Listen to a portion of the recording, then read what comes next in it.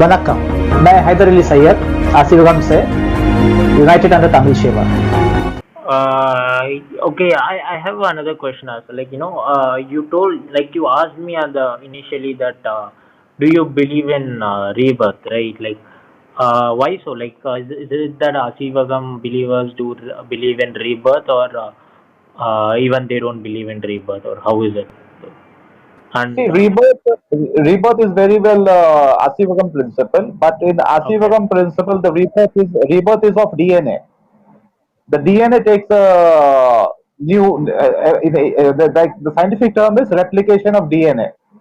Replicate, because DNA is constantly creating and destroying at the same time, and ultimately one small sperm takes a human form. And how you want that human form is basically, that's why in the Asivagam we have the Saptakani Saptamuni concept, Saptakani Saptamuni, 7 stages of life. So with pure DNA, you should have children, not with anyhow. With purity and maturity, people should have children. So this is the concept of Asivagam. So rebirth is of DNA. So this concept was taken over by the Caucasians, and then it became like the soul takes rebirth, and it takes millions of rebirth, and so all the story they have to come up, incarnation and all. Got the point?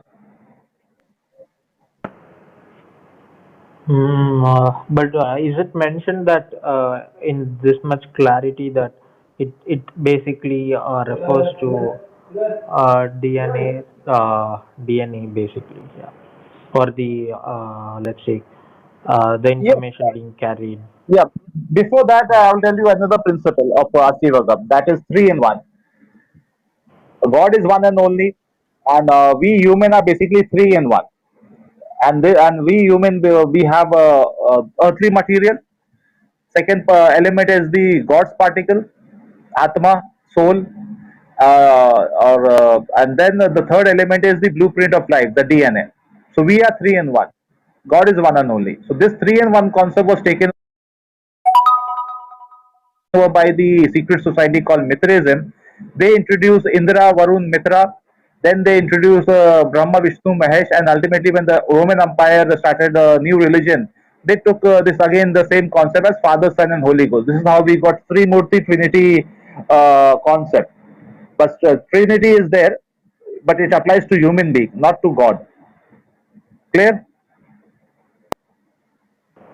Oh, okay. So, like, could you define God? Like, what is your God, and how is it different from other gods? See, God is light, and we cannot imagine that. And that small particle of light is in you and in me also. So this way, we are all we are all interconnected.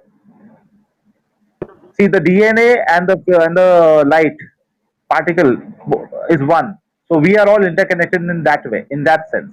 And DNA keeps on changing based on our activities, our deeds. So that's the DNA is like it's record things. So based on the activity, it's record certain thing. And if we have like if we are sick and we have children, that sickness will be carried forward to the coming generation. Similarly, all the goods and bad habit also carries on with the same thing applies. So with healthy DNA, one should have children. With love, mercy, and tranquility, one should have children. So this is where the concept of Asivagam is purity of DNA.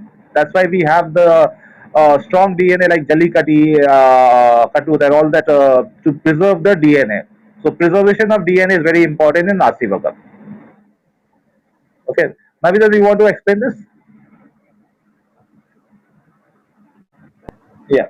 Yes, Hyderali sir.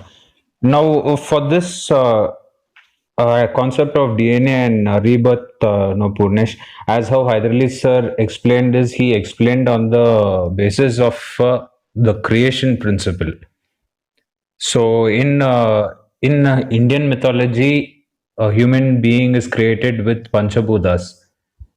So, as it is earth, fire, wind, water, and ether.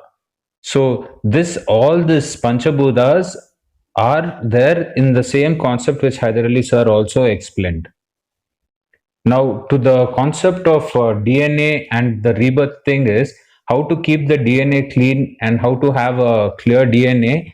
In Aaseevagam principle, this is where the concept or the faith of Saptakanni and Saptamuni practice comes into place.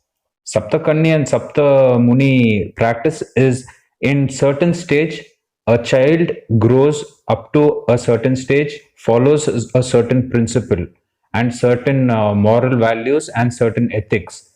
So as the child keeps growing in that one particular threshold of stage, this is what the moral principles have to be, and this is what the moral ethics have to be. So with good values and good principles and good ethics only, you will have a healthy body and a healthy mind. So that is one of the way that you can preserve your DNA or preserve your body with a healthy body and a healthy mind. So with a healthy body, only with a healthy body, if you procreate, the offspring will also be healthy. Now, in any of this, if you are not having a healthy body, the offspring will also undergo the same stages of learning. So, at that point only, the lessons that you haven't learned or the lessons that you haven't completed gets passed on to the next generation. It is basically the information of the parent gets passed on to the child through the through the birth. That is what is the genetic memory, and that is what is the what you say a family practice also it becomes. You must have noticed, for example, a simple example as if a father or mother has a habit of biting nails, even the baby also or the child also will develop the same habit even without the child being taught that. So this is how the practice and this is how the behavioral patterns gets passed on to the next generation. So all this, how does this happen? This happens through the genetic memories. So genetic memories are already embedded into our life force. So this is the entire concept of keeping your, if you say keeping your DNA clean is, you have good practices, good values, good ethics, then the child also will have the same attributes of you. So this is what you pass on the information or you pass on the genetic memory to the next generation. So that's what I wanted to add, Purnesh. Yes, Haidarali sir. வணக்கம். Thank you.